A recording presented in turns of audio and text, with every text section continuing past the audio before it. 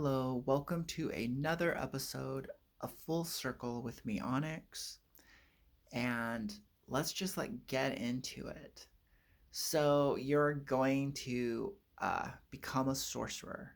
You're going to summon demons. You're going to, you know, do some really cool, real magic.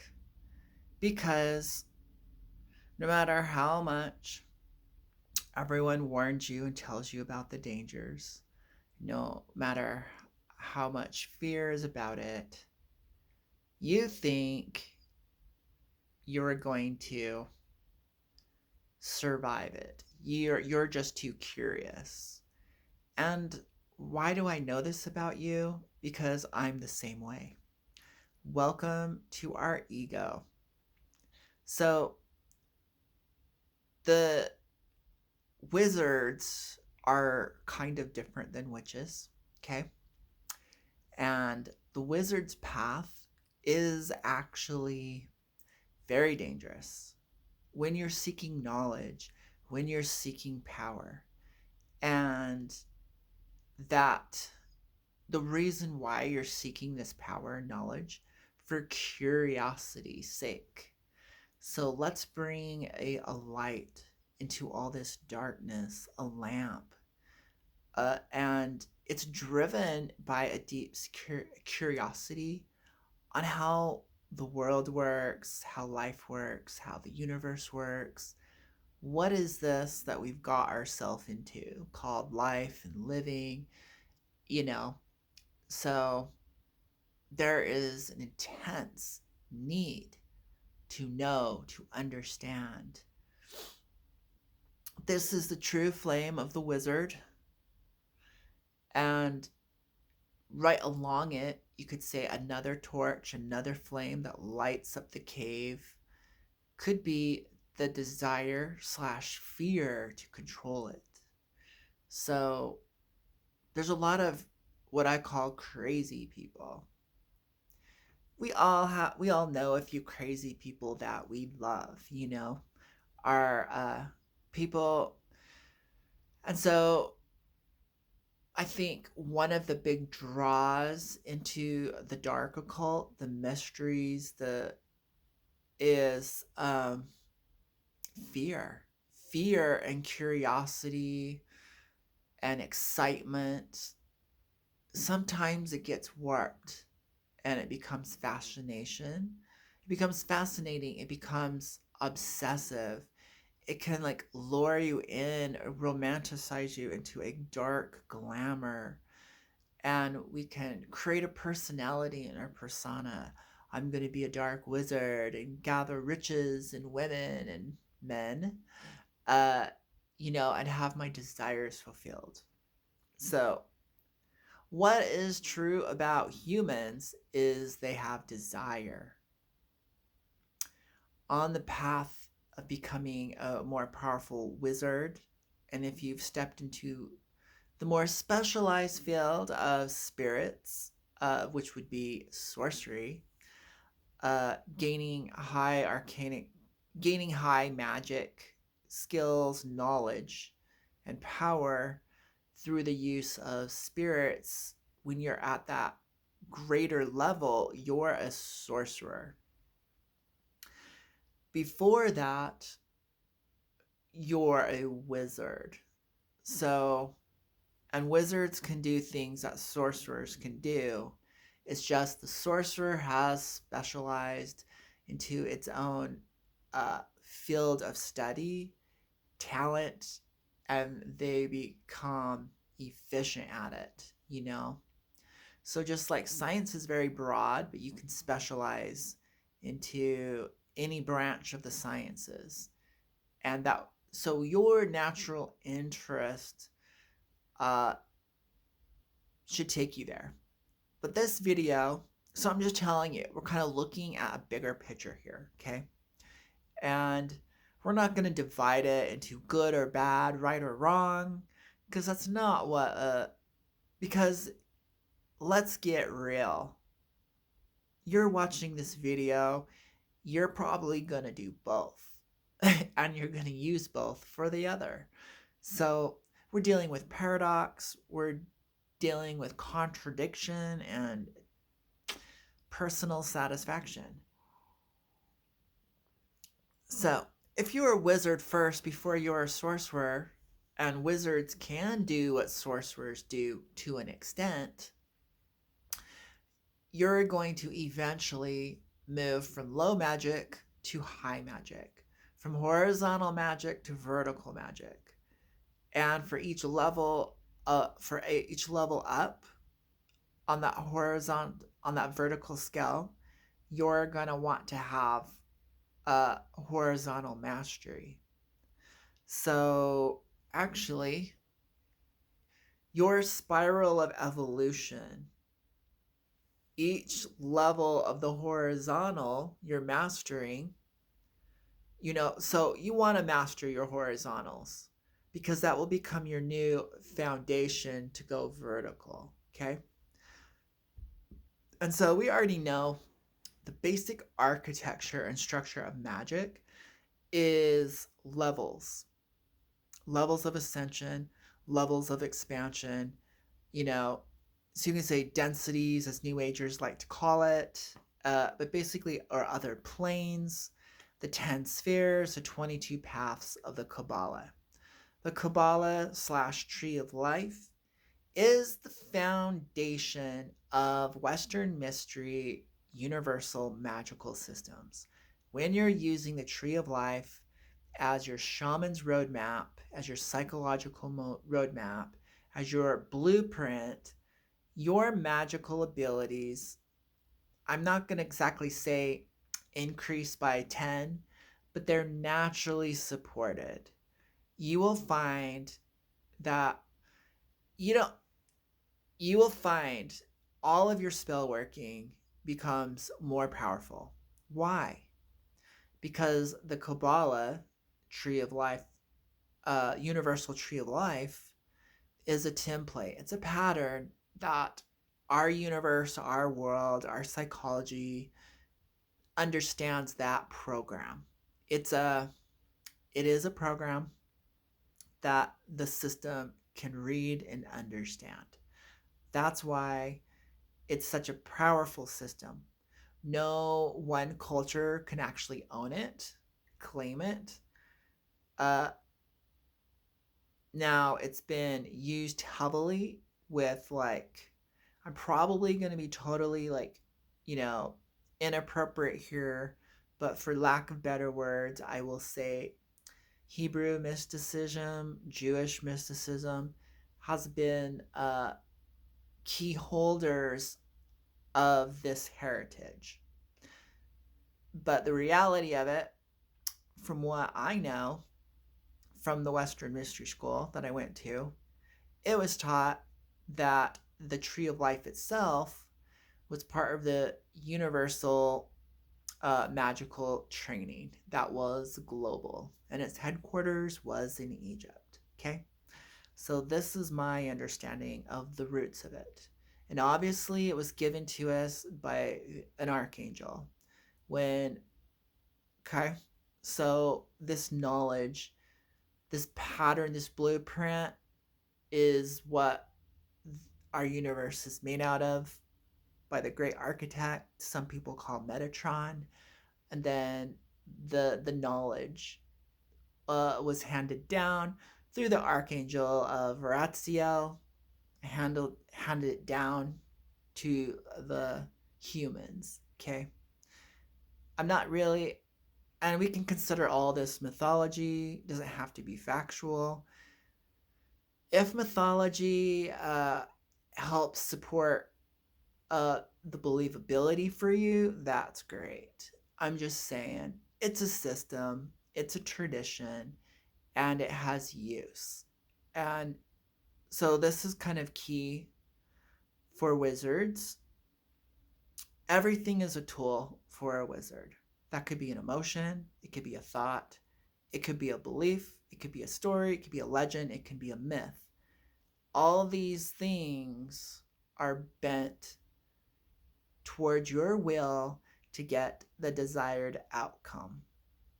So literally, you can do like a brain change on yourself.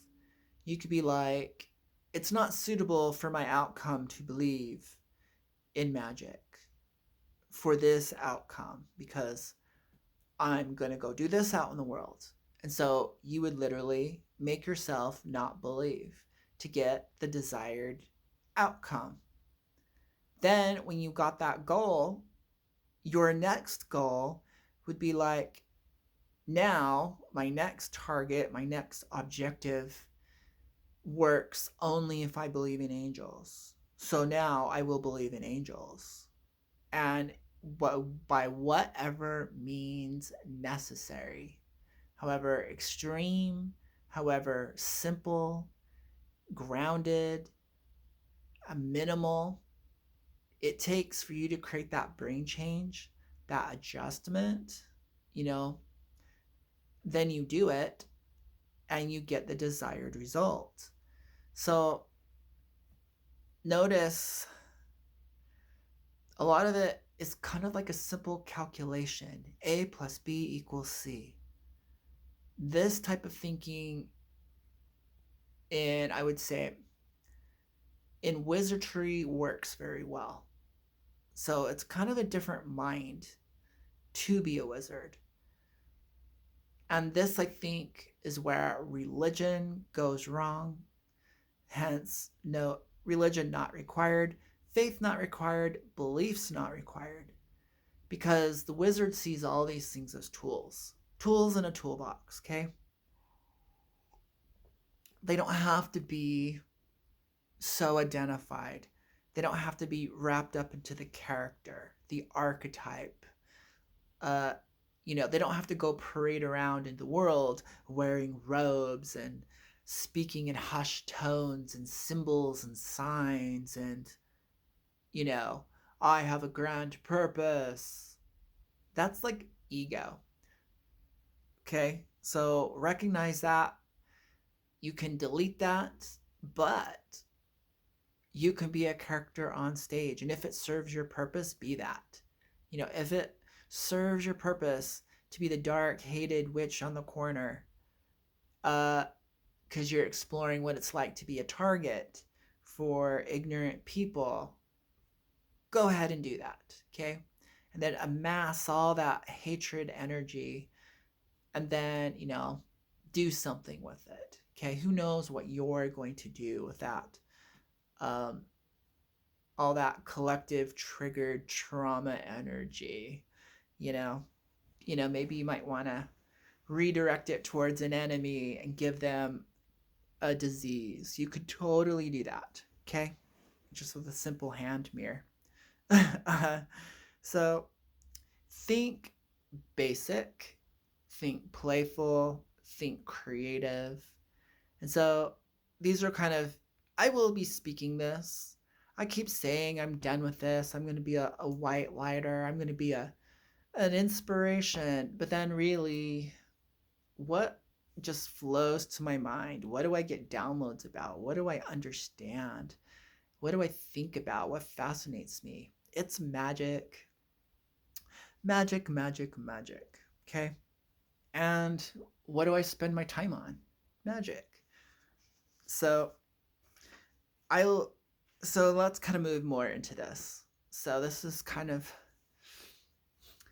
there's no time, there's no space. I'm always beginning fresh and anew. We're always opening up the book. Who knows where we are in the book, but it's always the first page, but it could be the last.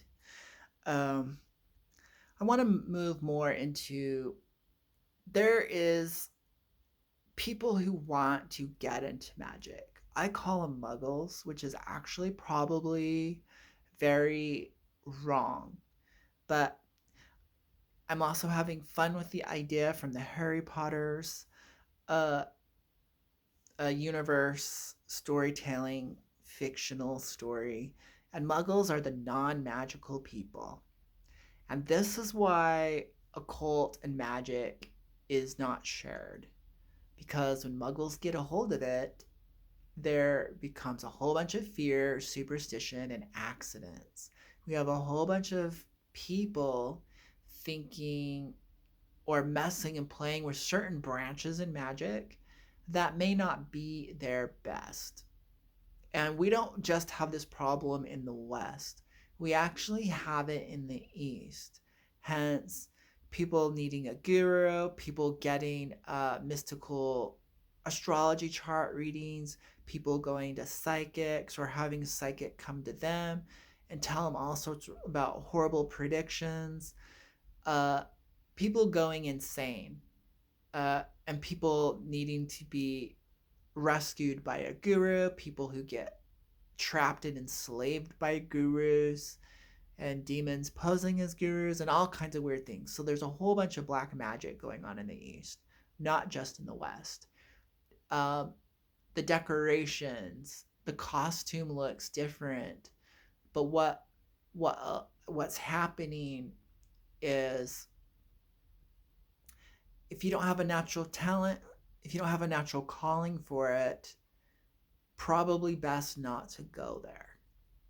Um, if you're not willing to die for it, if you're not willing to, get burned, to be poisoned a few times, uh, to be seriously ill, to go through some serious crisis when messing with forces, if you're not, so it's like, if you're not willing to do the homework, you're not willing to study, and you're not willing to get bruised a few times, then magic and the subject isn't for you. It's better to read fiction. It's better to watch movies. It's better to just be enthralled with the glamour of it than choose it as a lifestyle. So, same with spirituality. And so, New Age spirituality is bolstered together with scraps from magic. Okay? You know, dog scraps is basically what New Age magic is. Um, and a lot of free magic advice that you're going to get through online services as a card reading, um, a psychic healing, all this whole New Age stuff. A lot of it was dog scraps from secret mystery schools, inner traditions. And then a lot of the people who spoke about it, and taught about it, you still got dog scraps. So this, so I'm saying lots of discernment needs to go in, lots of experimenting. Go in with caution. It only takes one match to burn down a house, one little electrical circuit and your whole computer is busted. One little virus that isn't even complex to destroy your whole entire computer.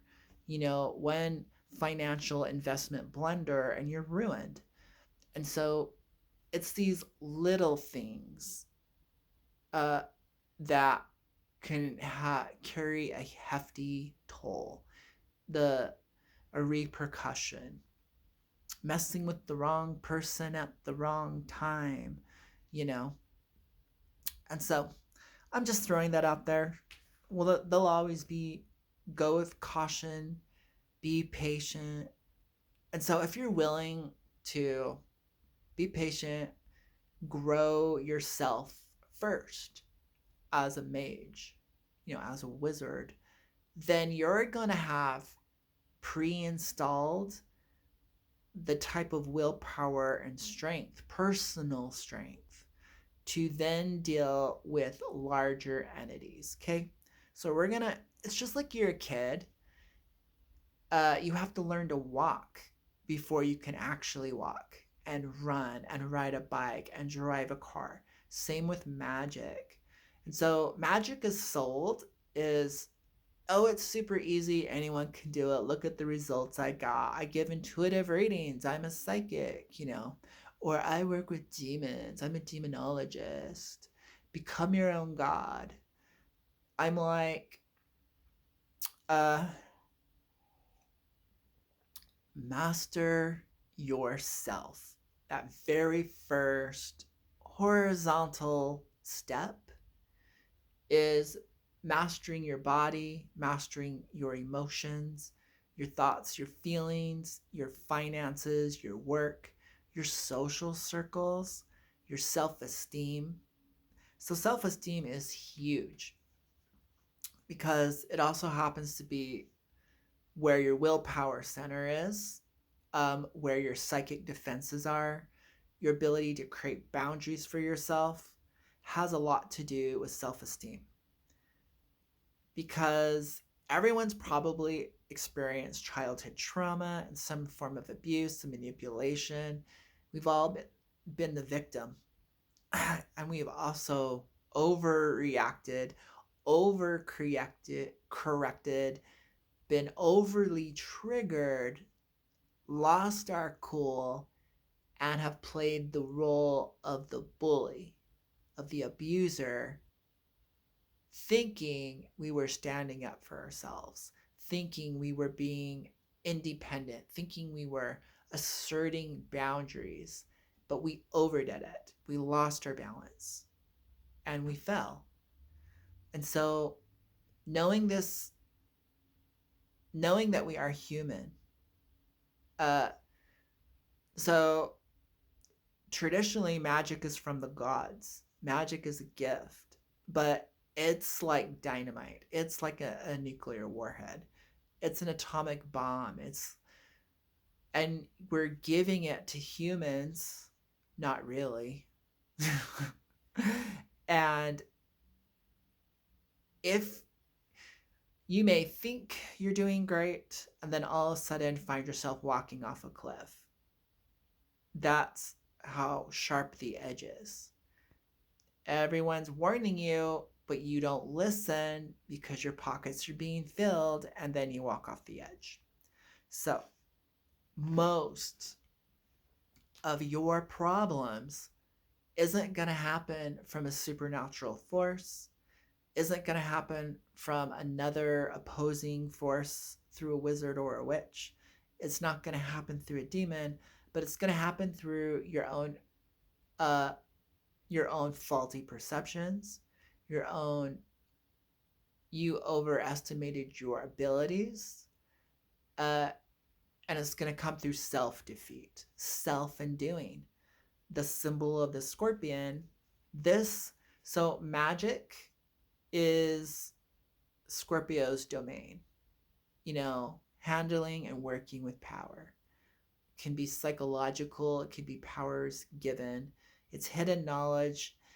And what goes on, if you can't handle the test, you can't handle the power, and usually part of that test is too much power, you burn yourself. Afraid to use your power, afraid to stand up, afraid to be in your truth, and you lose your power. So a lot of it has to do with boundaries. A lot of it has to do with cleansing, releasing.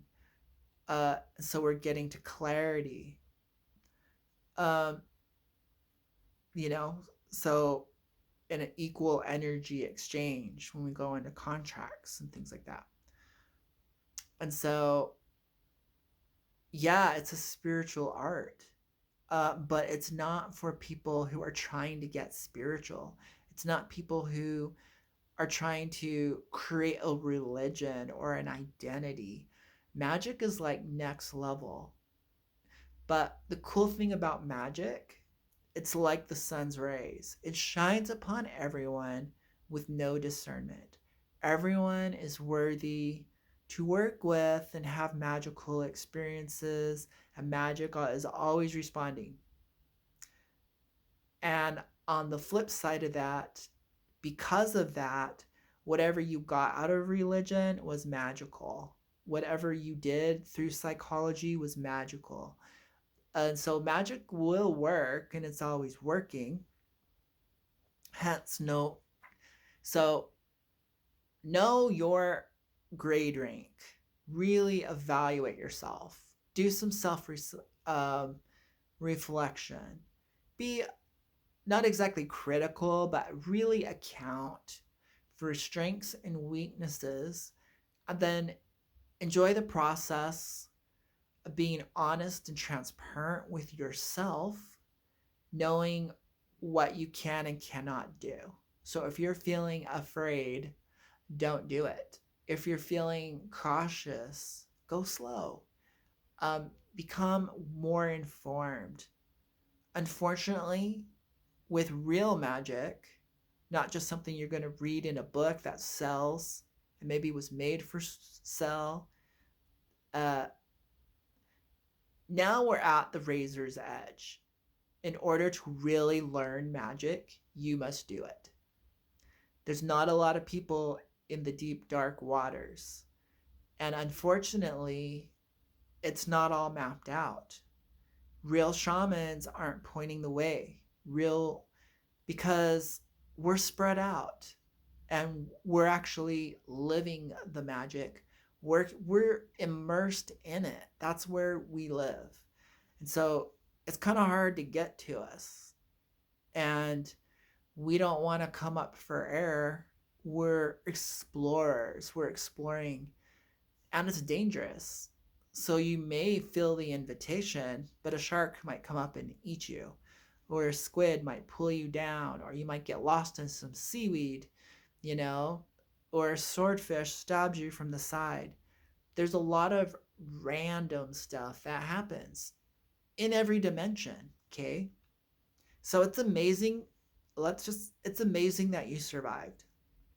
It's amazing that you've even gotten this far and watched this video. You found me after all these weeks, months, years. Congratulations. It's a mysterious, dangerous, toxic, fascinating, beautiful world out there. It's all mixed. It's wild. And so you're going to have to allow yourself to be a little mad, a little wild, a little crazy, a little bit playful, a little flexible, a little more open-minded to survive. So you thought like living in the jungle would be difficult with primitive tools. That's basically the magical level that humans are at right now with the tools that they have is a rock, a piece of flint, a little chip of a little like chisel. And what you're trying to do is build a megalithic, monolithic empire. Your goals, your expectations from yourself are a little bit high. And so you need better tools, but you need to first master the tools you have and upgrade and upgrade and upgrade. And so it's easy to lose yourself in magic. It's easy to lose yourself in an intense relationship and an intense encounter with an energy where you might have to block it, where you might have to defend or an attack.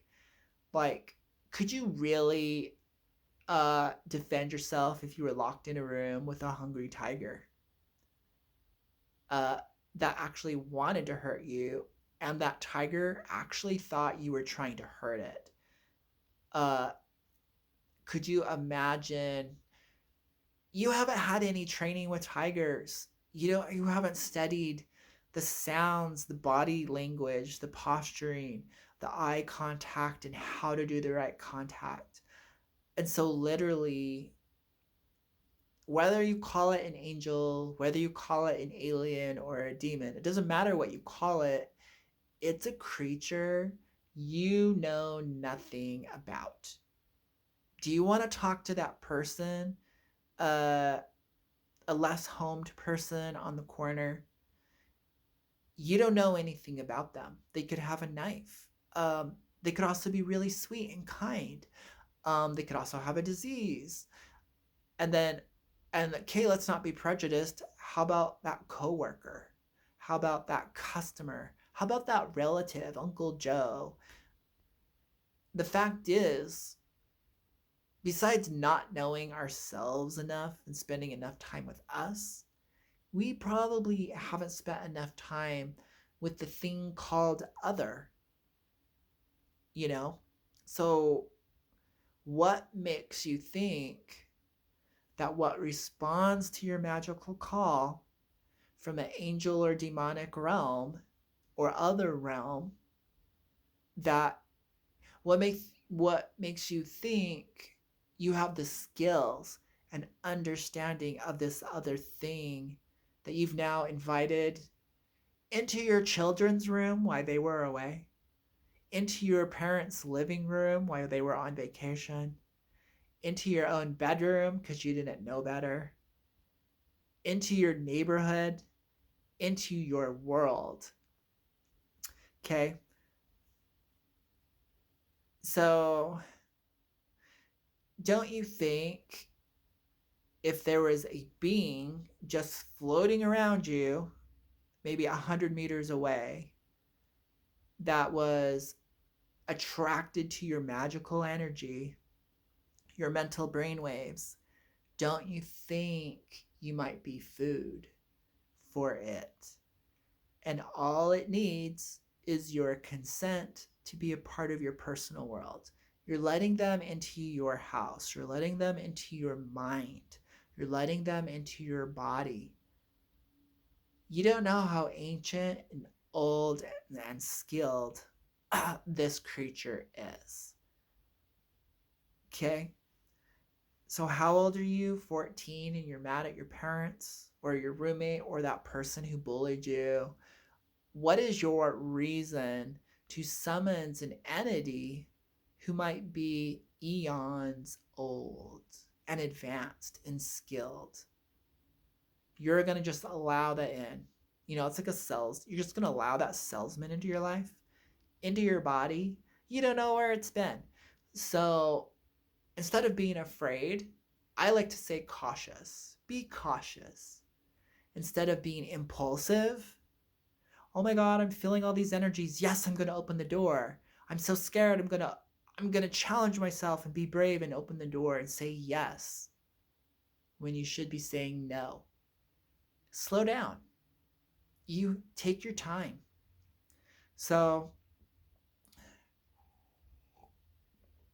hopefully now that we've gotten through this section, we can move on. Because now you realize you need to have some skills, probably banishing, probably protection, and you need to be pretty good at magic in general. Okay? So this movie's about to cut out. That's really what I wanted to say.